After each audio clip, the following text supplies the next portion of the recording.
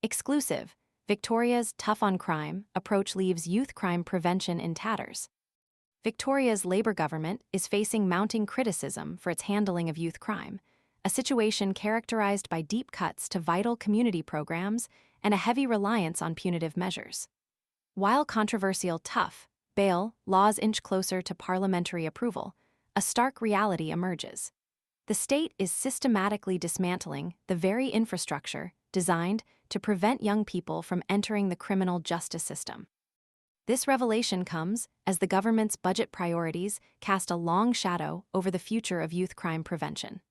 The allocation for community crime prevention programs in 2024-25 stands at a paltry $12.9 million, a staggering 46% reduction from the previous year.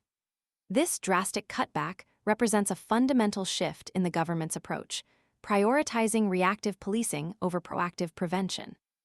Instead of investing in community-based solutions that address the root causes of youth offending, the government has opted for a short-sighted, arguably ineffective, strategy. A mere $6.6 million has been allocated to police for an early intervention program, while a significantly larger sum, $34.4 million, has been earmarked for a 2-year trial of ankle bracelets. This decision has been met with widespread condemnation from legal groups who argue that such a technological approach fails to address the underlying social and economic factors that drive young people towards criminal activity. The impact of these cuts is devastatingly clear. The Department of Justice and Community Safety, responsible for distributing grants to community organizations, awarded a single grant in 2024-25. This stark contrast to the 1,729 projects funded between 2011 and the previous year, totaling $126 million, highlights the government's dramatic abandonment of a proven, effective approach to crime prevention.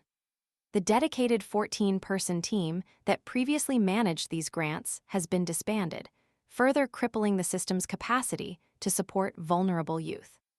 One such program, working diligently to support girls at risk of criminal justice involvement or sexual exploitation, vividly illustrates the consequences of the government's actions. Despite repeated attempts to secure funding from both state and federal governments throughout 2023 and 2024, their pleas fell on deaf ears. This vital initiative, now facing closure due to lack of funding, stands as a potent symbol of the government's failure to prioritize preventative measures.